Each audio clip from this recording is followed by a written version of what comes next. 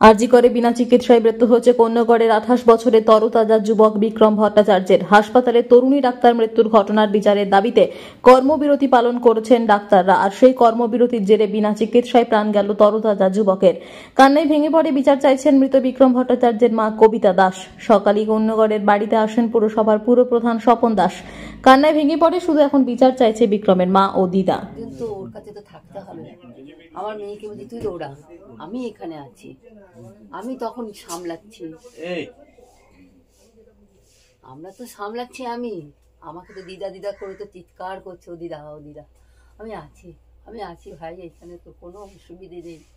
কিন্তু আমার মেয়ে তো দৌড়েছে। আমরা দুটো মেয়ে কি করে বাচ্চাটাকে যে নিয়ে যাচ্ছি আসছি, তারপরে তো দেখছি এরকম অবস্থা। ডাক্তার তখন মেয়ে তো এরকম বললো, আমি শিগগির একজনকে বললাম, সে ওখানকার মুসলমানকে, দিদি এটা কি হয়েছে? কারণ চাচা বলতে পারছি না অ্যাক্সিডেন্ট হয়েছে না কি হয়েছে, এরকম ব্যাপার।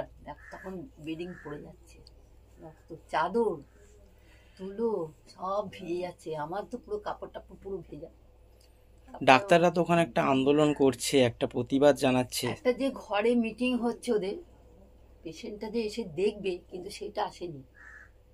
আমরা কিন্তু ডাকছি, লাস্টে আমাকে একটা নার্স এসে আমাকে খুব মুখ করছে, আপনি সরে যান, এখানে দাঁড়িয়ে আছেন কেন? আরে আমার পেশেন্ট এরকম হয়েছে, আমি সরে যাব।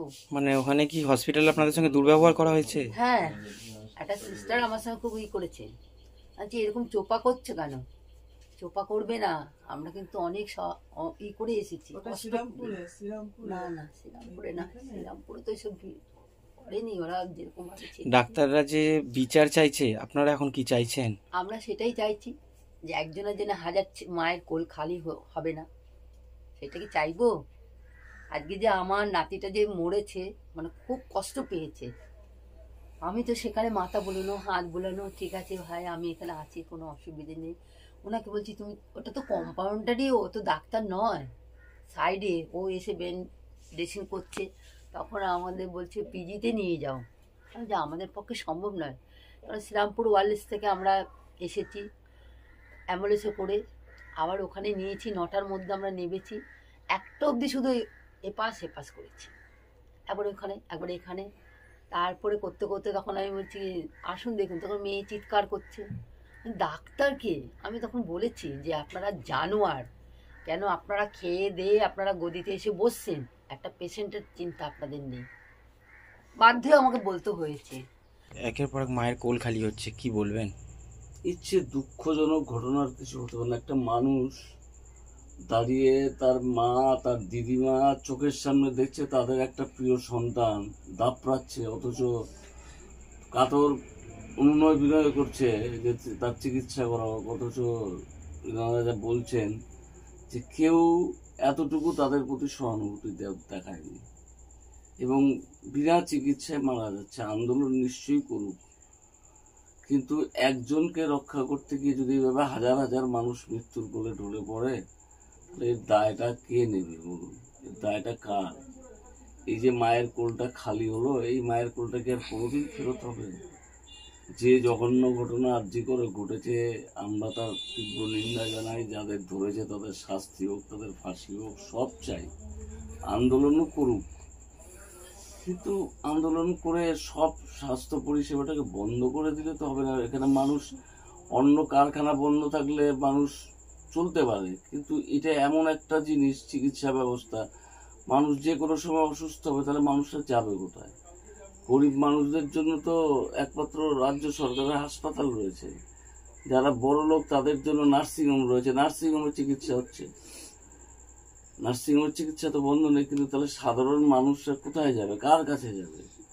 তাদের একমাত্র ভরসাস্থল, পশ্চিমবাংলার কোটি কোটি মানুষের ভরসাস্থল তো রাজ্য সরকার অফিস হাসপাতালগুলো। সেখানে যদি ডাক্তাররা একটু না বোঝে, ডাক্তারদের নিশ্চয়ই কষ্ট আছে, বেদনা আছে, তাদের দাবি আছে, তাদের দাবি সম্বন্ধে আমার কোনো বক্তব্য নেই, দাবি নিশ্চয়ই আদায় করা যায়। তো একদম পরিষেবা বন্ধ করে দিয়ে এটা মনে করা উচিত যে এখানে মানুষের জীবন জড়িত। যদি অন্য কিছু হতো, একটা কারখানা হতো, একটা কারখানায় স্ট্রাইক চলছে, তাতে মানুষ হয়তো অর্থনৈতিকভাবে ক্ষতিগ্রস্ত হয়, কিন্তু এখানে মানুষের জীবন চলে যাবে। এখানে স্ট্রাইক দীর্ঘদিন চলা মানে মানুষের জীবন শেষ হয়ে যাবে। কলকাতাতেও একটা বিচারের জন্য আন্দোলন চলছে, এখানেও একজন মা কাঁদতে কাঁদতে বিচার চাইছে। এর বিচারটা কে দেবে বলুন তো? এই যে যারা বলছে উই ওয়ান্ট জাস্টিস, তাদেরকে বলছি নিশ্চয়ই তার জাস্টিস হওয়া উচিত। আমি আবার বলছি, যে ডাক্তার মেয়েটি মারা গেছে তার বিচার পাওয়া উচিত, তার পরিবারের বিচার পাওয়া উচিত। কিন্তু যে মায়ের কোলটা খালি হয়ে গেল কন্যাগড়ের, সেই মায়ের জাস্টিসটা কে করবে? তার ক্ষতিপূরণটা কি দেবে? একটা বাড়িতে একটা ছেলে, সে রোজগার করে, তার সংসার চলায়, তার সংসারটা তো বেঁচে যাবে। তার সংসারটা কে দেবে? তার জাস্টিসটা কে দেবে? এইভাবে যদি আরো দীর্ঘদিন চলতে থাকে তাহলে আরো মানুষ মারা যাবে। ডাক্তারদের অনুরোধ করছি যে আপনারা আন্দোলন করুন। তাদের কাছে আমার কাতর নিবেদন এবং প্রার্থনা, আন্দোলন নিশ্চয়ই করবেন, আপনাদের দাবি দেওয়া থাকলে নিশ্চয়ই করবেন।